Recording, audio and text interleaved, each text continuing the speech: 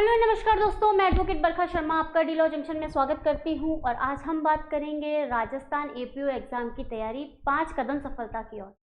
जी हाँ, जो आज हमारा लेक्चर है वो किसी सब्जेक्ट से रिलेटेड नहीं है, बल्कि जो एपीओ की हमको तैयारी करनी है वो किस तरीके से करनी है उसके संदर्भ में ये वीडियो बनाया जा रहा है। तो आप देखिए कि ये वाला लेक्चर शुरू करने से पहले हम देख लेते हैं कि हमारे पास क्या क्या अवेलेबल है, यानी कि डी लॉ जंक्शन की तरफ से आपके पास क्या क्या चीज़ें अवेलेबल है। तो न्यू क्रिमिनल लॉज के जो वीडियो हैं वो अवेलेबल हैं, आईपीसी के कुछ लेक्चर्स अवेलेबल हैं, साथ में पॉक्सो का लेक्चर अवेलेबल है और इसके साथ साथ प्रोबेशन का लेक्चर अवेलेबल है। इस तरीके से आपके पास ये कुछ लेक्चर्स अवेलेबल हैं जिसके थ्रू आपको ये पता चल जाएगा कि भाई किस तरीके से पढ़ाया गया है और किस तरीके से हमको पढ़ना है, कौन कौन सी चीज़ों को लेके चलना है, कौन कौन सी चीज़ों को छोड़ के चलना है। यूट्यूब पर अवेलेबल है, आप आराम से जाके इन वीडियोस को देख सकते हैं और साथ में ही क्या कर सकते हैं, एक्ट लेके बैठा कीजिए, जिससे कि क्या होगा, कोई इंपॉर्टेंट चीज़ अगर नोट कराई गई है तो वहाँ पर जाकर नोट कर सकते हैं। तो फाइनली स्टार्ट करते हैं हमारा आज का वीडियो, जो बात कर रहा है राजस्थान एपीओ के संबंध में। एग्जाम की तैयारी कर रहे हैं तो हम उस एग्जाम की तरफ, उस पोस्ट की तरफ अपने 5 कदम कैसे बढ़ा सकते हैं। तो सबसे पहले जब हम पहले कदम की बात करेंगे तो सिलेबस और एग्जाम पैटर्न को एनालिसिस, सिलेबस और एग्जाम पेपर को क्या करना है, एनालिसिस करना है। क्या करना है आपको, जब भी आप पढ़ने बैठेंगे तो आपको सिलेबस निकालना है, प्रिंट आउट निकालकर उसका पीडीएफ निकालकर अपने सामने रख लीजिए कि भाई ये मेरा सिलेबस है और मुझे ये कवर करना ही करना है। साथ में ही क्या करना है आपको, पुराने पेपर, ओल्ड पेपर को इसके साथ रखना है। क्यों रखना है ओल्ड पेपर को इसके साथ में, कि जिससे कि पता चल जाएगा कि भाई किस टाइप के क्वेश्चंस पूछे जा रहे हैं और मुझे किस तरीके से इसकी प्रिपरेशन करनी है। ठीक है, ये नहीं एक्ट भी ले लिया, नोट्स भी ले लिए, पुराने पेपर्स भी ले लिए और अपने सामने किताबें बहुत सारी रख ली और फिर टेंशन हो गई कि इन सबको कैसे कवर करेंगे। तो इस तरीके से नहीं पढ़ना है। क्या करना है, सिलेबस लेना है, ओल्ड पेपर्स लेने हैं और साथ में क्या करना है, अपने जो इनके साथ हिंदी इंग्लिश है इनको साथ में लेके चलना है। हिंदी इंग्लिश को छोड़ना नहीं है, हिंदी इंग्लिश को साथ में लेके चलना है। क्यों लेके चलना है, कि ये होते हैं गेम चेंजर। गेम चेंजर मतलब आप लॉ को पढ़ने में लगे रहे, आपने सोचा वहाँ पे सब्जेक्ट ज़्यादा हैं, उनको सेक्शंस को याद करने में मुझे टाइम लग रहा है, हिंदी इंग्लिश तो मैं लास्ट के टाइम पे कर लूँगी, 15 दिन में कर लूँगा, 1 महीने में कर लूँगा। लेकिन ऐसा नहीं है।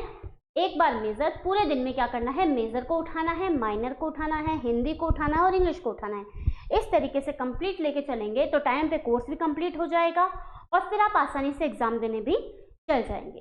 सबसे पहला क्या हुआ, हमको सिलेबस को एनालिसिस करना है। ठीक है, आई बात समझ में।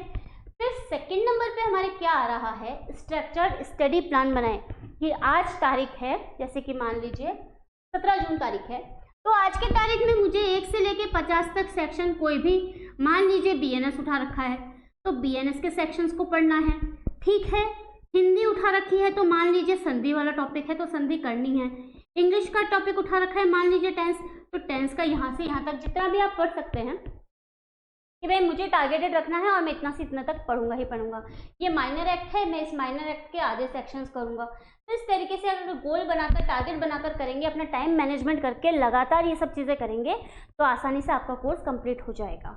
थर्ड नंबर पे बता रहे हैं आपको क्या करना है, जितना पढ़ा है उसको रिवाइज करना है। साथ में ही आपको जो पढ़ रहे हैं ना उसमें से की सेक्शंस निकालने हैं, कीवर्ड्स निकालने हैं याद करने के लिए। क्योंकि क्या होता है, इंडेक्स जो होती है उसमें से डायरेक्ट क्वेश्चन उठ के आते हैं। ठीक है, तो इंडेक्स को तो अपना क्या कहते हैं, मेन हथियार बनाइए। मान लीजिए कोई कॉन्सेप्ट आपका समझने में चूक भी हो गई, लेकिन आपने अगर इंडेक्स याद कर रखी है तो वो आपको बहुत सपोर्ट देगी। ठीक है, तो कीवर्ड्स निकालने हैं। साथ में क्या करना है, केस लॉस को देख के चलना है कि भाई लीडिंग केस कौन कौन से हैं इससे संबंध में। ठीक है, उनको अलग से देख के चलना है। तो जब आप ये चीज़ें रेगुलरिटी में रखेंगे तो आपको आगे बढ़ने से कोई नहीं रोक पाएगा। साथ में ही देखिए क्या करना है, ये सब कुछ करने के बाद मॉक देना शुरू करना है। पूरा टाइम पे सिलेबस कंप्लीट कर लीजिए और फिर मॉक पेपर देना शुरू कीजिए।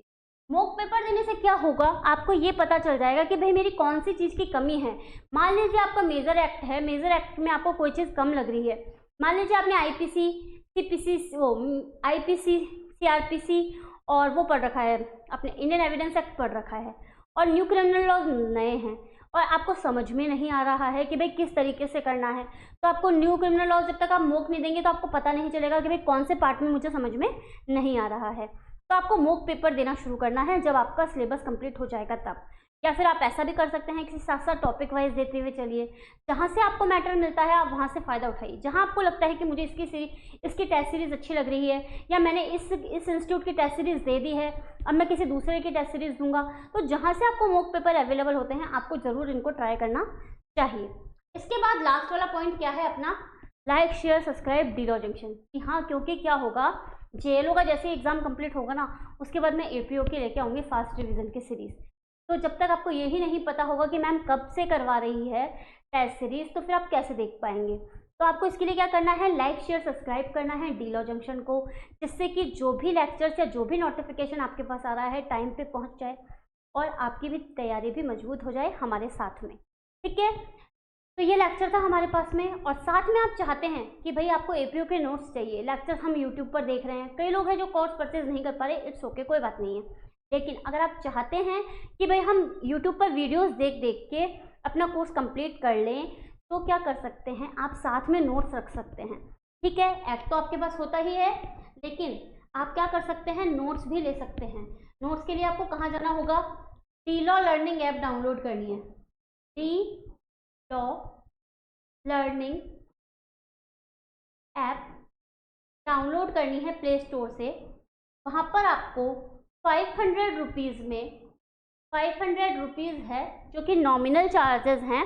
आप वहाँ से जाके APO के नोट्स की PDF ले सकते हैं और PDF को निकाल सकते हैं, आराम से स्टडी कर सकते हैं। लॉ से रिलेटेड नोट्स हैं, जिससे कि आप एक्ट के संग, आपको मान लीजिए कई बार एक्ट की जो लैंग्वेज होती है वो समझ में नहीं आती, तो आप नोट्स साथ में रखेंगे, वीडियो देखेंगे तो आपका आसानी से काम हो जाएगा।